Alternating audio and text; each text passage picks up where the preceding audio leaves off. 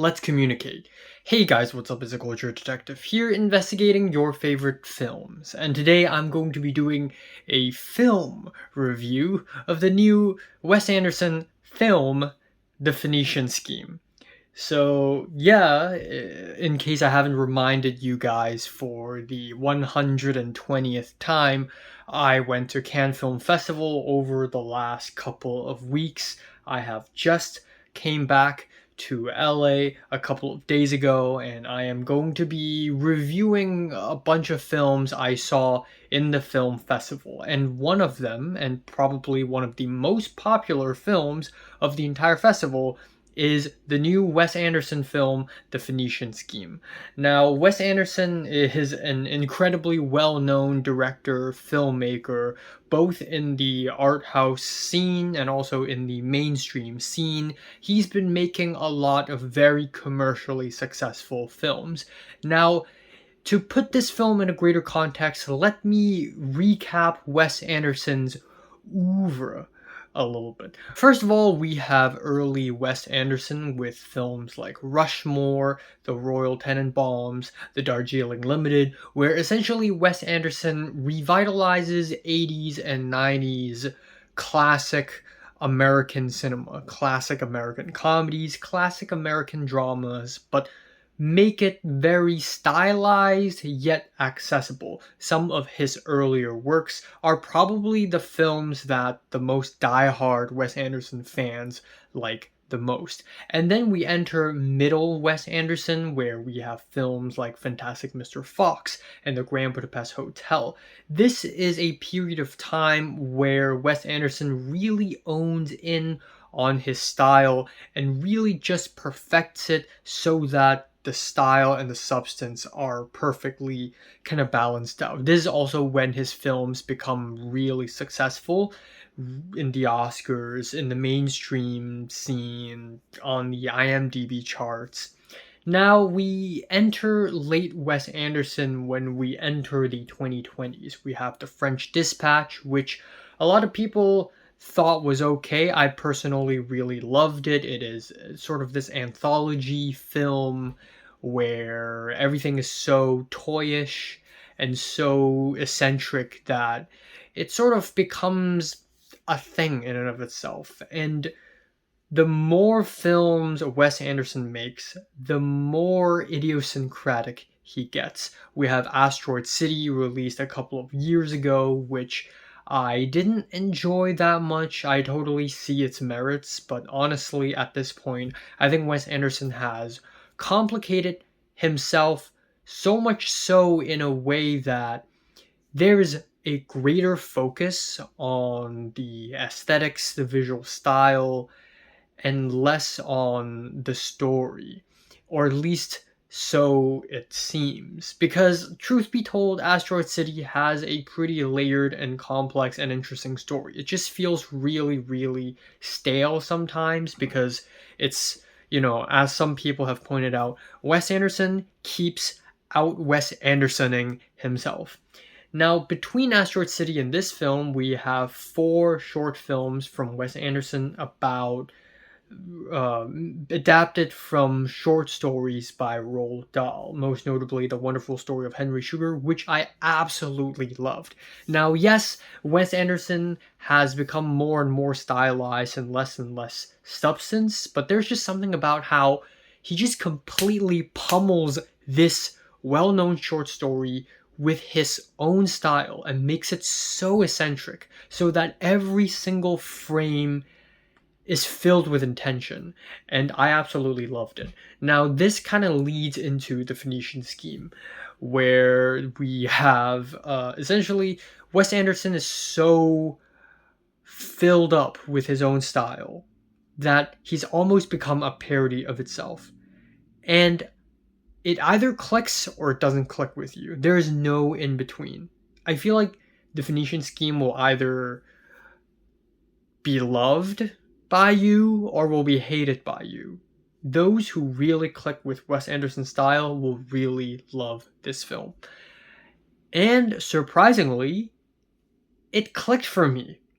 So this film is about Zsa Corda, who is this really powerful millionaire billionaire played by Benicio del Toro.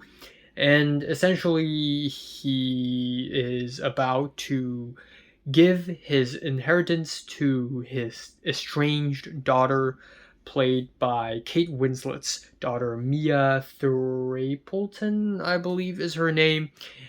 And because of that, there are some like money issues or something. So Benicio del Toro's character, Zsa Corda, has to go around the independent state of Phoenicia to meet one person and another person and another person in order to make ends meet. And along the way, he keeps facing assassination attempts. And yeah, again, the story is very stale. It's very. Don't go into this film expecting it to be a very heartfelt, emotional, moving piece about relationships. You're not going to get any of that. In fact, this film is a full blown live action cartoon.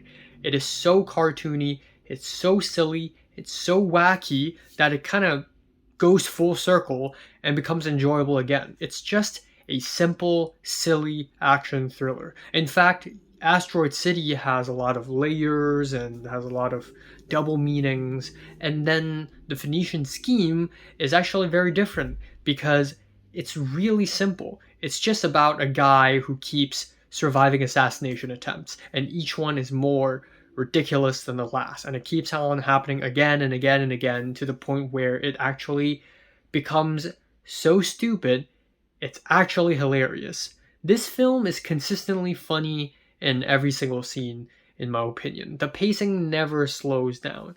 Wes Anderson manages to pack so many gags in every single scene. There's like a gag every 2 seconds. And again, it either works for you or it doesn't work. Some people love humor that is more hearty and good for you. But the humor in the Phoenician scheme is dry. It is as dry as Popeye's biscuit.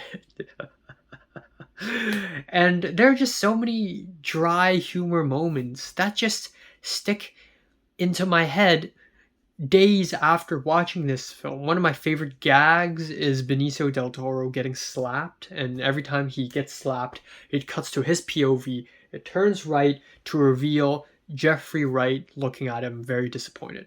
And this slap happens twice, and the second time is somehow even funnier than the first time.